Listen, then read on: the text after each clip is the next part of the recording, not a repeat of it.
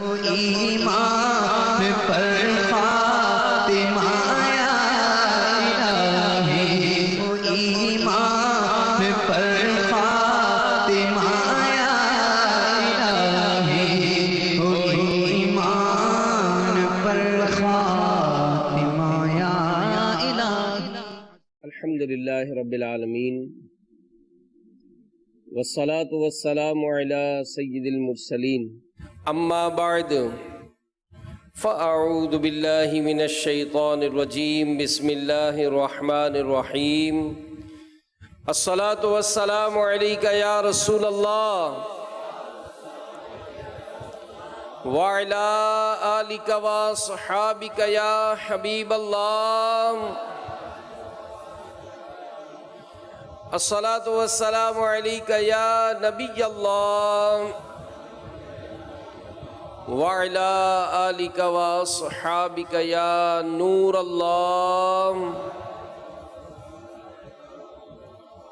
ہمارے پیارے نبی صلی اللہ علیہ وآلہ وسلم فرماتے ہیں، نیت المؤمن خیر من عملہ، مسلمان کی نیت اس کے عمل سے بہتر ہے۔ تو نیت کریں آج کے بیان میں جو بھی شریک ہیں کہ انشاءاللہ آخر تک بیان سنوں گا، جو باتیں سنوں گا اسے یاد رکھوں گا، عمل کروں گا، دوسروں تک پہنچانے کی کوشش کروں گا۔ سلطان دو جہان رحمت عالمیان صلی اللہ تعالی علیہ وآلہ وسلم کا فرمان رحمت نشان ہے، قیامت کے روز اللہ عز و جل کے عرش کے سوا کوئی سایہ نہیں ہوگا۔ تین شخص یہ اللہ عز و جل کے عرش کے سائے میں ہوں گے۔ عرض کی گئی، یا رسول اللہ صلی اللہ علیہ وآلہ وسلم وہ کون لوگ ہوں گے؟ ارشاد فرمایا، نمبر 1، وہ شخص جو میرے امتی کی پریشانی دور کرے۔ نمبر 2، میری سنت کو زندہ کرنے والا۔ نمبر 3، مجھ پر کثرت سے درود شریف پڑھنے والا۔ صلو علی الحبیب صلی اللہ تعالی علی محمد۔ حضرت سیدنا عبد الوہاب شعرانی قدس سرہ النورانی فرماتے ہیں کہ ایک بار حضرت سیدنا ابو بکر شبلی رحمت اللہ تعالی علیہ کو وضو کے وقت مسواک کی ضرورت ہوئی، تو آپ رحمت اللہ تعالی علیہ نے مسواک تلاش کی لیکن ملی نہیں۔ پھر آپ رحمت اللہ تعالی علیہ نے 1 دینار یعنی سونے کی اشرفی دے کر مسواک خریدی اور پھر استعمال کی۔ تو بعض لوگوں نے ابو بکر شبلی رحمت اللہ تعالی علیہ سے کہا کہ یہ تو آپ نے بہت زیادہ خرچ کر ڈالا، کیا اتنی مہنگی مسواک بھی کبھی خریدی جاتی ہے؟ فرمایا، یہ دنیا اور اس کی تمام چیزیں یہ اللہ عز و جل کے نزدیک مچھر کے پر کے برابر بھی حیثیت نہیں رکھتی۔ قیامت کے روز کیا جواب دوں گا جب اللہ تعالیٰ مجھ سے دریافت فرمائے گا کہ اے ابو بکر، تو نے میرے پیارے حبیب صلی اللہ علیہ وآلہ وسلم کی سنت یعنی مسواک کو کیوں ترک کیا؟ جو مال و دولت میں نے تجھے دیا تھا، جس کی حقیقت میرے نزدیک مچھر کے پر کے برابر بھی نہیں تھی، اس کو اس سنت یعنی مسواک کے حاصل کرنے میں کیوں خرچ نہیں کیا؟ پھر فرمایا، میرے بھائی، میرا خیال تو یہ ہے کہ اگر تجھ سے کوئی مسواک بیچنے والا آدھا دینار بھی مسواک کی قیمت مانگے تو ہرگز نہ دے گا اور مسواک کی سنت کو چھوڑ دے گا۔ سنت سے اس قدر غفلت کے باوجود تو اپنے آپ کو اولیاء اللہ اور سرکار مدینہ صلی اللہ علیہ وآلہ وسلم کے عاشقین سے شمار کرتا ہے۔ خدا کی قسم، یہ ایسا دعویٰ ہے جس کی کوئی دلیل نہیں ہے۔ تو میرے میٹھے میٹھے پیارے پیارے اسلامی بھائیوں، مدنی چینل کے ناظرین، آقا کریم صلی اللہ علیہ وآلہ وسلم کے صدقے ہمیں کیسی کیسی نعمتیں ملی. اللہ تعالیٰ نے ہمیں انسان بنایا اور انسان کا اس دنیا میں آنے کا مقصد بیان فرمایا. کیا؟ سورۃ الذاریات آیت نمبر 56 میں اللہ تعالیٰ ارشاد فرماتا ہے وَمَا خَلَقْتُ الْجِنَّ وَالْإِنسَ إِلَّا لِيَعْبُدُونَ، اور میں نے جن اور آدمی اتنے ہی لیے بنائے کہ میری بندگی کریں.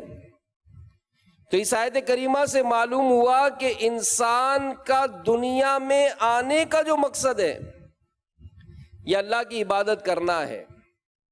لہذا انسان کو اپنے دنیا میں آنے کے مقصد کو پیش نظر رکھتے ہوئے زیادہ سے زیادہ اللہ کی عبادت کر کے رضا الہی اور ثواب آخرت کمانے کی کوشش کرنی چاہیے. اپنی زندگی کو غفلت بھرے کاموں سے بچانے، عبادت میں لگانے اور خوب خوب اجر و ثواب کمانے کے لیے اللہ تعالیٰ نے ہمیں ایک بہترین نمونہ عطا فرمایا کہ اگر ہم اس نمونے کی پیروی کرتے ہوئے اس کے مطابق اپنی زندگی گزاریں گے، اپارا اٹھنا بیٹھنا چلنا پھرنا سونا جاگنا وغیرہ یہ سب عبادت بن جائے گا اور ہم اپنے مقصد حیات میں کامیاب ہو جائیں گے. اس مقدس نمونے کا اعلان کرتے ہوئے اللہ عز و جل پارہ 21 سورۃ الاحزاب کی آیت نمبر 21 میں ارشاد فرماتا ہے لَقَدْ كَانَ لَكُمْ فِي رَسُولِ اللَّهِ أُسْوَةٌ حَسَنَةٌ، بے شک تمہیں رسول اللہ کی پیروی بہتر ہے. تو اس آیت کریمہ کے تحت مفسر شہیر حکیم الامت مفتی احمد یار خان رحمت اللہ تعالی علیہ فرماتے ہیں کہ معلوم ہوا کہ حضور علیہ الصلوۃ والسلام کی زندگی شریف سارے انسانوں کے لیے نمونہ ہے، جس میں زندگی کا کوئی شعبہ باقی نہیں رہتا. اور یہ بھی مطلب ہو سکتا ہے کہ رب تعالیٰ نے حضور علیہ الصلوۃ والسلام کی زندگی شریف کو اپنی قدرت کا نمونہ بنایا. کاریگر نمونے پر اپنا سارا زور ثنا صرف کر دیتا ہے. تو معلوم ہوا کامیاب زندگی وہی ہے جو پیارے نبی کے نقش قدم پر ہو. اگر ہمارا جینا، ہمارا مرنا، ہمارا سونا، ہمارا جاگنا پیارے نبی صلی اللہ علیہ وآلہ وسلم کے نقش قدم پر ہو جائے تو یہ سارے کام عبادت ہو جائیں گے. مدنی چینل کے ناظرین، ہمارے اسلاف، ہمارے بزرگان دین یہ پیارے نبی صلی اللہ علیہ وآلہ وسلم سے والہانہ عقیدہ رکھتے تھے اور نبی کریم صلی اللہ علیہ وآلہ وسلم کی پیاری پیاری سنتوں کو پسند کرتے اور انہیں دیوانہ وار اپناتے تھے. حضرت انس رضی اللہ تعالیٰ عنہ روایت کرتے ہیں کہ ایک درزی نے پیارے نبی صلی اللہ علیہ وآلہ وسلم کی دعوت کی. میں بھی حضور علیہ الصلوۃ والسلام کے ساتھ تھا. جو کی روٹی اور شوربہ آپ صلی اللہ علیہ وآلہ وسلم کے سامنے لایا گیا، جس میں کدو شریف یعنی لوکی شریف اور خشک کیا ہوا نمکین گوشت تھا. کھانے کے دوران پیارے نبی صلی اللہ علیہ وآلہ وسلم کو دیکھا کہ پیالے کے کناروں سے کدو شریف کی کاشیں یعنی ٹکڑے تلاش کر رہے ہیں. اسی لیے میں اس دن سے کدو شریف کو پسند کرنے لگا. تو پیارے نبی کی پسند ہماری پسند، پیارے نبی کی پسند ہماری پسند. تو میٹھے میٹھے اسلامی بھائیوں، واقعی عاشق کی یہی شان، یہی پہچان ہوتی ہے کہ وہ اپنے محبوب کی پسند کو پسند کرے. عاشق کی پہچان کیا ہے؟ عاشق کی پہچان یہ ہے کہ وہ محبوب کی پسند کو اپنی پسند جانے۔ سیدنا انس رضی اللہ تعالیٰ عنہ نے اپنے محبوب آقا کی پسند یعنی کدو شریف کو پسند کیا، اپنے محبوب کی ناپسند کو ناپسند رکھے۔ چنانچہ ابو ایوب انصاری رضی اللہ تعالیٰ عنہ نے اس کھانے کو ناپسند کیا جسے سرکار علیہ الصلوۃ والسلام نے ناپسند فرمایا تھا۔ چنانچہ حضرت سیدنا ابو ایوب انصاری رضی اللہ تعالیٰ عنہ روایت کرتے ہیں کہ نبی پاک علیہ الصلوۃ والسلام کے پاس جب کھانا حاضر کیا جاتا تو تناول فرمانے کے بعد جو بچ جاتا وہ میرے پاس بھیج دیتے۔ ایک دن کھانے کا برتن میرے پاس بھیج دیا، اس میں کچھ بھی تناول نہ فرمایا تھا کیونکہ اس میں لہسن پڑا ہوا تھا۔ میں نے دریافت کیا کہ کیا یہ حرام ہے؟ فرمایا نہیں، مگر میں بو کی وجہ سے اسے ناپسند کرتا ہوں۔ میں نے عرض کی جس کو آپ ناپسند فرماتے ہیں میں بھی اسے ناپسند کرتا ہوں۔ اپنا عزیز وہ ہے جسے تو پسند ہے، اپنا عزیز وہ ہے جسے تو عزیز ہے، ہم کو ہے وہ پسند جسے آئے تو پسند۔ ہم تو عاشق ہیں بھائی، جو آقا سے محبت کرتا ہے ہم بھی اس سے محبت کریں گے، جو آقا کو چاہتا ہے ہم اسے پسند کرتے ہیں، کیونکہ عاشق کی پہچان ہی یہی ہے کہ نبی پاک علیہ الصلوۃ والسلام سے سچی پکی محبت کرتا ہے۔ لیکن یہاں پر ایک بات دیکھی جائے کہ اگر پسند کرتے ہیں، محبت کرتے ہیں تو دنیاوی اصول ہے، جس سے محبت کرتے ہیں اس کی نقل کرتے ہیں۔ آج آپ نوجوانوں کو دیکھیں، کوئی کسی کھلاڑی کی نقل کر رہا ہوگا، کوئی کسی اداکار کی نقل کر رہا ہوگا۔ آپ دیکھیں بڑے بڑے بال رکھتے ہیں، پونیاں بناتے ہیں، کپڑے عجیب و غریب بے ڈھنگے قسم کے پہنتے ہیں، کیوں کہ جناب فلاں کھلاڑی مجھے پسند ہے، میں نے اس کی پسند کو پسند کیا ہے۔ تو ہم تو آقا کے غلام ہیں، ہم تو آقا کے غلام ہیں، جو آقا کو پسند ہے انشاءاللہ وہی ہمیں پسند ہے انشاءاللہ۔ تو صحابہ کرام علیہم رضوان یہ نبی پاک علیہ الصلوۃ والسلام کی محبت میں گم رہا کرتے تھے۔ دنیا کی کشش، بے وفا معاشرے کی کوئی جھوٹی مروت ان سے سنت چھڑا نہیں سکتی تھی۔ چنانچہ حضرت حسن بصری رحمۃ اللہ تعالیٰ علیہ فرماتے ہیں کہ حضرت معقل بن یسار رحمۃ اللہ تعالیٰ علیہ یہ وہاں مسلمانوں کے سردار تھے، کھانا کھا رہے تھے، ان کے ہاتھ سے لقمہ گر گیا، کھانا کھا رہے تھے لقمہ گر گیا، انہوں نے اٹھایا، صاف کیا اور کھا لیا۔ تو یہ دیکھ کر وہاں کے جو گوار تھے دیہاتی، انہوں نے آنکھوں سے ایک دوسرے کو اشارہ کیا، یہ کتنی عجیب بات ہے یار، یہ لقمہ گر گیا تو اٹھا کر کیوں کھایا؟ تو کسی نے آپ رضی اللہ تعالیٰ عنہ سے کہا کہ یہ گوار جو ہے یہ آپ کے متعلق اشارہ کر رہے ہیں کہ سردار ہو کر یہ لقمہ اٹھا کر کھا لیا۔ تو حالانکہ ان کے سامنے اتنا سارا ہم نے کھانا رکھا ہے، ایک لقمہ گر گیا تو گر گیا، اس کو اٹھا کر کیوں کھایا؟ تو انہوں نے فرمایا کہ ان اجمیوں کی وجہ سے میں اس چیز کو نہیں چھوڑ سکتا جسے میں نے نبی پاک علیہ الصلوۃ والسلام سے سنا ہے کہ ہم ایک دوسرے کو حکم دیتے تھے کہ لقمہ گر جائے تو اسے صاف کر کے کھا لیا جائے، شیطان کے لیے نہ چھوڑا جائے۔ اب آقا تو ہمیں یہ تربیت دیں کہ دسترخوان پہ دانے گر جائیں اٹھا کر کھا لیں، برتن صاف کریں، آقا فرماتے ہیں، آقا نے فرمایا ہے کہ جس نے روٹی کا پڑا ہوا ٹکڑا اٹھا کر کھایا، اس سے پہلے کہ وہ اس کی پیٹ میں جائے اللہ تعالیٰ اس کی بخشش فرما دیتا ہے، اس کی روزی میں برکت کی جاتی ہے، یہ آقا کا فرمان ہے۔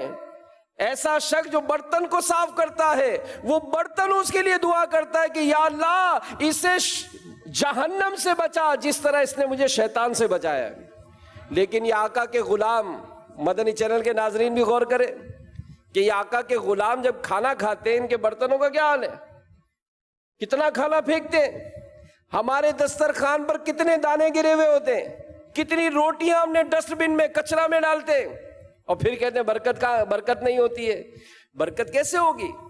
ہم کھانے کو اتنا ضائع کر رہے ہیں۔ ہمارے پیارے نبی صلی اللہ علیہ وآلہ وسلم ہمیں تو تربیت عطا فرمائے، اے میرے غلاموں کھانے کو ضائع نہ کرنا، اے میرے غلاموں دسترخوان پر گرے ہوئے ٹکڑے اٹھا کر کھا لینا، اے میرے غلاموں دسترخوان پر گرے ہوئے دانے اٹھا کر کھا لینا، برتن کو صاف کر لینا۔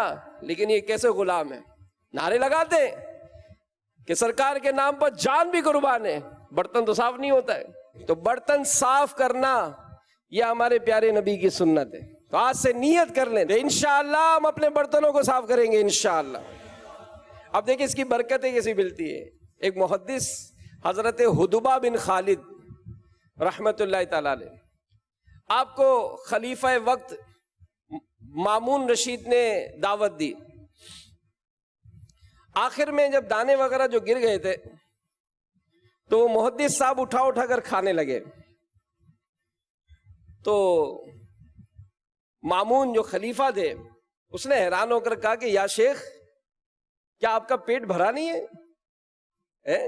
جیسے ہم اپنے بچوں کو سکھاتے نا، اے بیٹا کوئی بوتل دینا تو تھوڑی بچا لینا، پوری نہیں پینا۔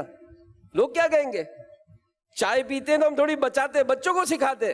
ارے نادان، کیا پتا جو چائے پھینک رہے ہیں اسی میں ساری برکت ہو، اسی میں ساری برکت ہو، اور ہم پھینک رہے ہیں اس کو، نالیوں میں پھینک رہے۔ استغفر اللہ، توبہ توبہ، اس طرح نہ کریں، اللہ کے رزق کی بے حرمتی ہے، ایسا نہ کریں۔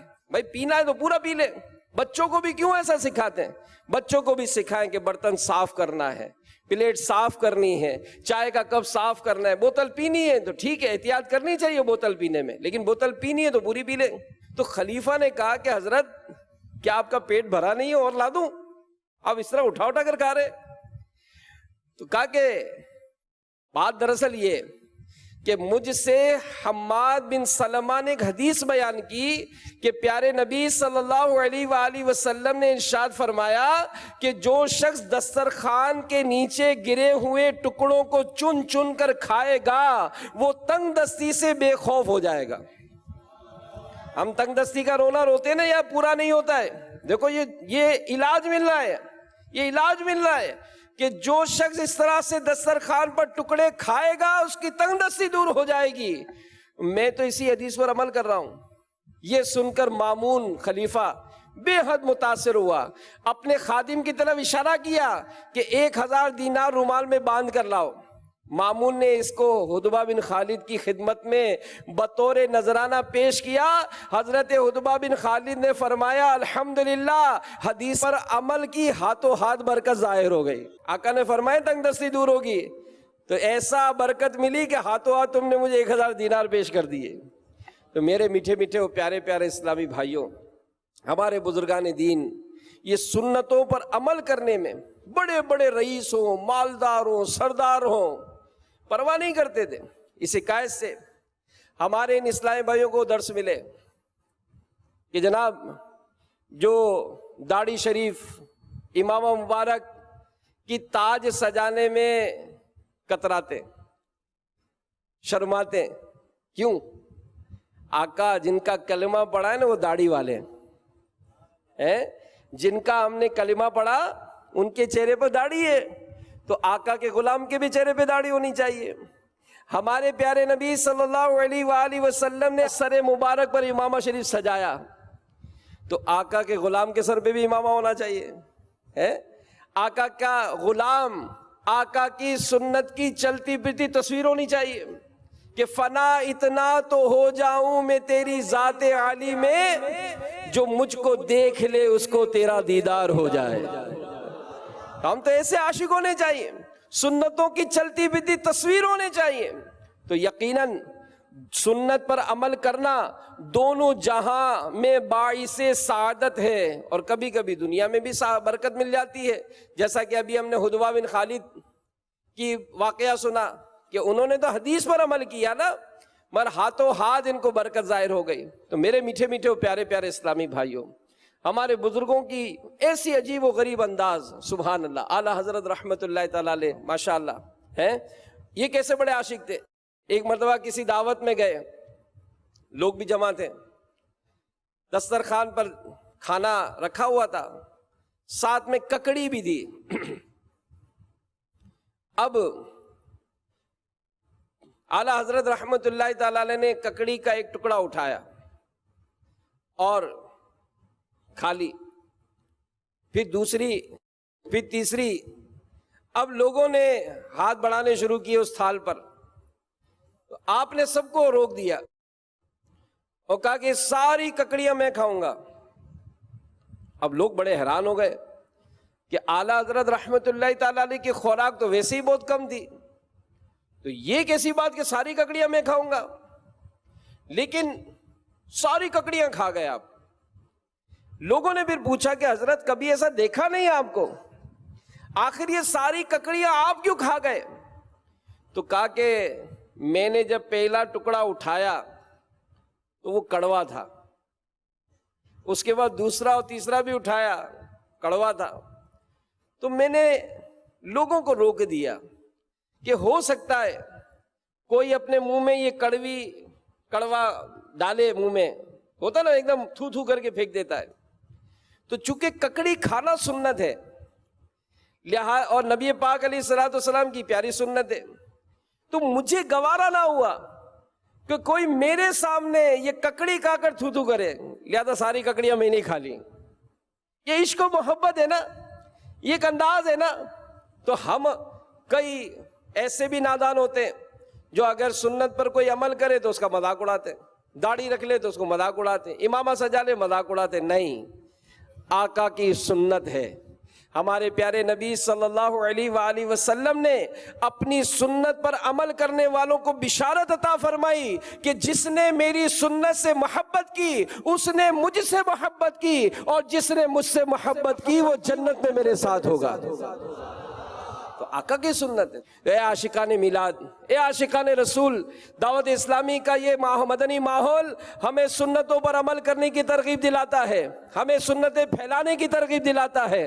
فیضان سنت کا درس یہ بہترین ذریعہ ہے۔ امیر اہل سنت نے کتابیں لکھ لکھ کر دے دی، مکتبۃ المدینہ چھاپ چھاپ کر دے دی، آپ کو پڑھ کے ہی تو سنانا ہے، پڑھ کے ہی تو سنانا ہے کہ جو لکھا وہ پڑھ کر سنا دیں۔ لوگوں کا جذبہ بڑھتا ہے، لوگ عمل کی طرف آ جاتے ہیں، خود ہمیں عمل کا جذبہ نصیب ہوتا ہے، اور سنت پر عمل کرنا، سبحان اللہ، اس کا ثواب سنیے کہ سیدنا امام ابو عبداللہ شمس الدین محمد بن احمد ذہبی نقل کرتے ہیں کہ حضرت سیدنا علی بن حسین رحمت اللہ تعالی علیہ نے حضرت سیدنا ہبۃ اللہ طبری رحمت اللہ تعالی علیہ کو خواب میں دیکھ کر پوچھا اللہ تعالیٰ نے آپ کے ساتھ کیا معاملہ فرمایا؟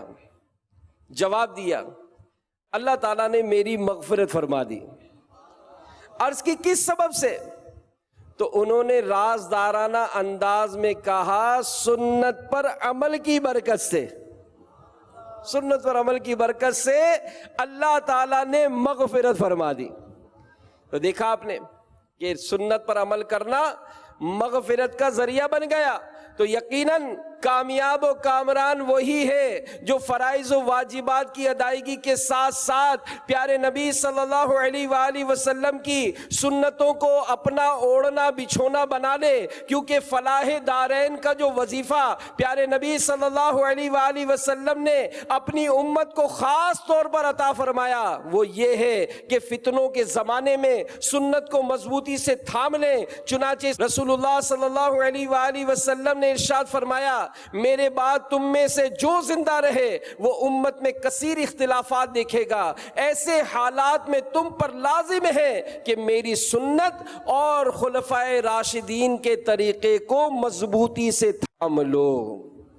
اور حضرت سیدنا امام ابو عبداللہ نقل فرماتے ہیں رحمت اللہ تعالیٰ علیہ کہ سیدنا سہل بن عبداللہ رحمت اللہ تعالیٰ علیہ نے فرمایا نجات 3 چیزوں میں ہے، نمبر 1 حلال کھانے میں، نمبر 2 فرائض کی ادائیگی، اور نمبر 3 نبی پاک علیہ الصلاۃ والسلام کی اتباع اور پیروی کرنے میں۔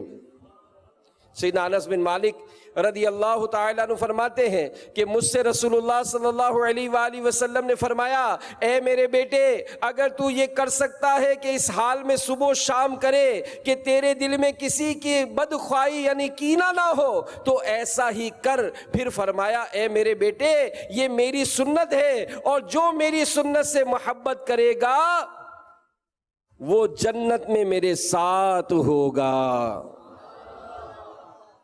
سبحان اللہ۔ تو میرے میٹھے میٹھے پیارے پیارے اسلامی بھائیوں، سنتیں زندہ کرنے والا یہ جنتی ہے۔ پیارے نبی صلی اللہ علیہ وآلہ وسلم نے ارشاد فرمایا، جس نے میری سنت کو زندہ کیا اس نے مجھ سے محبت کی، اور جس نے مجھ سے محبت کی وہ جنت میں میرے ساتھ ہوگا۔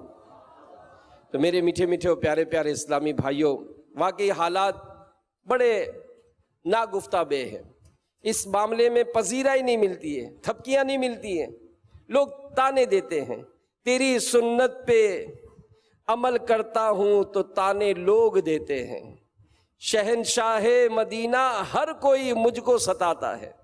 تو اگر دنیا میں کسی نے ایسے تانے دیے بھی تو کتنے دن دے گا؟ چند دن کی تو زندگی ہے، چند دن تو زندگی ہے، لیکن اس زندگی کے بعد جو زندگی ہے وہ ختم ہونے والی نہیں ہے۔ اگر سنتوں پر عمل کیا تو علماء فرماتے ہیں کہ پیارے نبی صلی اللہ علیہ وآلہ وسلم کی جو سنتوں پر عمل کرتا ہے، موت کے وقت پیارے نبی کی زیارت نصیب ہوتی ہے۔ اب ایسا خوش نصیب کہ جس کو موت کے وقت آقا کا دیدار نصیب ہو، سبحان اللہ، موت کی سختیوں سے بالکل اس کو پتہ ہی نہیں چلے گا موت کی سختیوں کا۔ پھر قبر کا معاملہ ہے، قبر کا معاملہ ہے۔ ہمیں ہمارے چاہنے والے قبر میں اتارتے ہیں، ہم بھی اپنے چاہنے والوں کو اتارتے ہیں۔ قبر میں کون ساتھ آتا ہے؟ بھئی کوئی دنیا میں کتنا ہی کما لے، اس کی بڑی بڑی گاڑیاں ہوں، بینک بیلنس ہو، بہترین اس کے بعد لباس ہو، بہترین اس کے بعد بچھونے، پلنگ، بیڈ سیٹ سب کچھ ہو، کیا قبر میں کوئی پلنگ بچھاتا ہے؟ قبر میں کوئی بستر لگاتا ہے؟ کوئی بہترین لباس پہنایا جاتا ہے؟ کچھ بھی تو نہیں ہوتا ہے قبر میں۔ ارے تنگ و تاریک مٹی کا ایک گڑھا ہوتا ہے جس میں ہم سب کو ڈالا جائے گا۔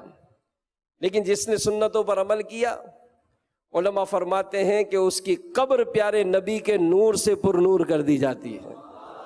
اس کی قبر میں جنتی بچھونے بچھائے جاتے ہیں، اس کو جنتی نعمتیں ملتی ہیں، تا قیامت اس کی قبر پر رحمت اور رضوان کی بارش ہوتی ہے۔ اور جب قیامت کے دن اٹھایا جائے گا قبروں سے، 1.25 میل پر سورج ہوگا، زمین تانبے کی ہوگی، اس دہکتی ہوئی معاملہ دہشت خوف کا عالم ہوگا۔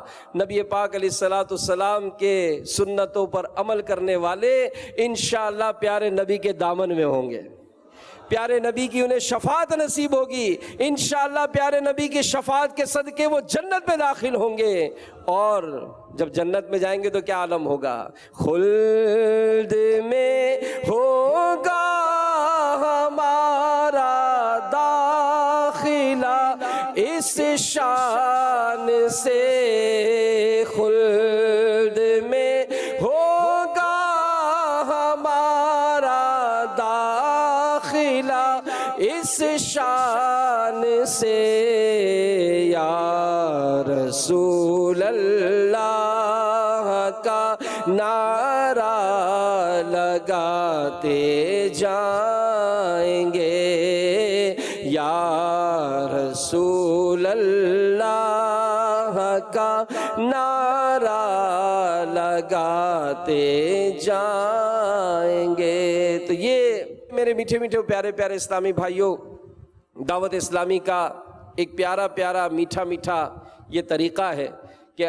دعوت اسلامی کے مدنی ماحول میں الحمدللہ سنتوں کی تربیت ہوتی ہے، سنتوں پر عمل کا جذبہ ملتا ہے، اور پھر یہ احساس دلایا جاتا ہے کہ آپ اپنے خاندان میں، آپ اپنے گھر میں، آپ اپنے پڑوس میں، آپ اپنے محلوں میں، آپ اپنے شہروں میں اگر نظر پھیلائیں گے تو مسلمانوں کی تعداد سنتوں سے دور ہے، سنتوں سے دور ہے۔ تو ان سنتوں پر عمل کرنے اور اس کو سکھانے کی بہت ضرورت ہے۔ کیا ہی خوب برکتیں ہیں۔ سیدنا ابراہیم بن ادم رحمۃ اللہ تعالیٰ علیہ فرماتے ہیں کہ میں نے ایک جنازے کو کندھا دینے کے بعد کہا اللہ عز و جل میرے لیے موت میں برکت دے، تو ایک غیبی آواز سنائی دی اور موت کے بعد بھی۔ فرماتے ہیں یہ سن کر مجھے بڑا خوف ہوا، جب لوگ اسے دفن کر چکے تو میں قبر کے پاس بیٹھ کر احوال آخرت پر فکر کرنے لگا۔ اچانک قبر سے ایک حسین و جمیل شخص باہر نکلا، اس نے صاف ستھرے کپڑے پہن رکھے تھے جن سے خوشبو مہک رہی تھی۔ اس نے مجھ سے کہا ابراہیم، میں نے کہا لبیک۔ پھر میں نے اس سے پوچھا خدا آپ پر رحم فرمائے آپ کون ہیں؟ انہوں نے جواب دیا تخت پر سے موت کے بعد بھی کہنے والا میں ہی ہوں۔ میں نے کہا آخر آپ کا نام کیا ہے؟ انہوں نے کہا میرا نام سنت ہے، میرا نام سنت ہے۔ میں دنیا میں انسان کی ہمدرد ہوتی ہوں، قبر میں نور و مونس و غمخوار، اور قیامت میں جنت کی طرف رہنما اور قائد بنتی ہوں۔ اللہ ہم سب کو سنتوں کا پیکر بنائے۔ شاہ ایسا جذبہ پاؤں کہ میں خوب سیکھ جاؤں، تیری سنتیں سکھانا